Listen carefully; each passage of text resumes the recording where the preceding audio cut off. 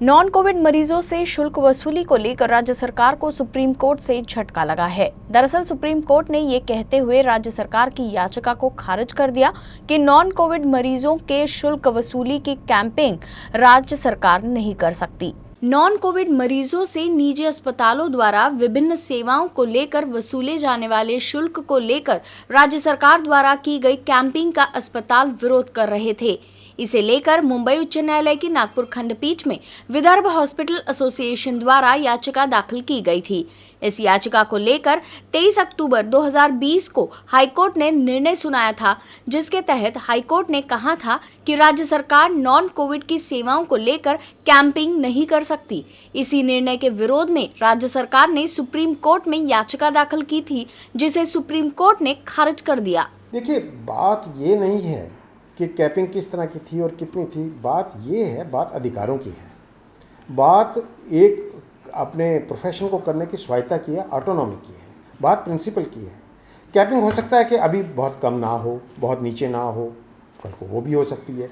अगर ये मामला इतना आसान बना दिया जाए कि आप एक नोटिफिकेशन निकाल देंगे, एक अफसर जो हैं वो सोचेंगे, कुछ नोटिफिकेशन निकाल देंगे और उसके बाद वो लागू हो जाएगी, वो भाग्य ही बन जाएगा पूरे महाराष्ट्र स्टेट के निजी अस्पतालों में, तो ये तो दिशा ठीक नहीं है बिल्कुल भी। जो भी सरकार आपदा नियमों के अनुरूप निजी अस्पतालों को करने के लिए कहेगी और उसमें अगर कोई वित्तीय उसका यानी कोई उसका फाइनेंशियल एस्पेक्ट है तो उसको कंपनसेट सरकार को करना होगा। या आप डिजास्टर मैनेजमेंट एक्ट 2005 देखें या एपिडेमिक एक्ट 1997 का सेक्शन 21 देखें, दोनों में करनी पड़ेगी। ये नहीं हो सकता कि आप निजी अस्पतालों को ये कहे कि ये करना है, आपको जनता के लिए करना है, वो करना चाहिए, करेंगे, लेकिन जो भी उसका खर्चा होगा, कंपनसेशन होगा, वो कॉमन फंड में होगा, कॉमन फंड में से आएगा। चाहे वो ट्रेजरी हो, चाहे वो डिजास्टर फंड हो, चाहे वो आप डिजास्टर टैक्स लगा के वो पैसा इकट्ठा करते हैं जिसमें कि हर नागरिक कंट्रीब्यूट करता है, और सारा भार आप निजी अस्पतालों में कैपिंग के जरिए नहीं डालते हैं। ऐसा प्रावधान है। विदर्भ हॉस्पिटल एसोसिएशन ने इस विषय को डॉक्टरों के अधिकारों से जोड़ दिया था। VHA के मुताबिक राज्य सरकार द्वारा लिया गया निर्णय डॉक्टरों के निजी अधिकारों का हनन करने जैसा था। अगर सरकार को सेवाएं चाहिए तो इसका भुगतान उसे ही करना होगा। ये बात कानून में भी स्पष्ट रूप से दर्ज है।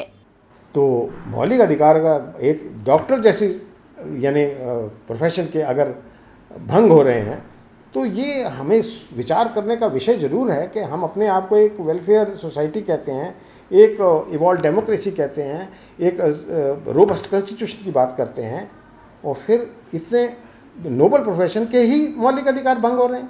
बल्कि बात इसमें जोर देना चाहिए कि अपने अस्पतालों को, अपने हेल्थ केयर सिस्टम को सशक्त करें, ऐसा प्राइस मॉडल अपने ही हॉस्पिटल में क्रिएट करें, ऐसा हॉस्पिटल चलाएं जो अपने ही बल पे चलते हों, ट्रेजरी से नहीं, टैक्स से नहीं, अपने ही बल पे, जहाँ पे पेशेंट उसके लिए फीस दें और वहाँ पे अच्छे से अच्छा इलाज हो और वहाँ से वो सेटिस्फाइड जाएं।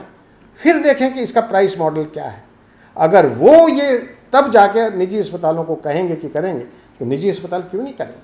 विकसित देशों में बिल्कुल यही हो रहा है और यही यहाँ पे होना चाहिए। विदर्भ हॉस्पिटल एसोसिएशन उसके मुद्दे पर सुप्रीम कोर्ट द्वारा बरते गए रुख पर संतुष्ट है और उसका मानना है कि इस निर्णय से निजी अस्पतालों और डॉक्टरों के अधिकारों का संरक्षण होगा।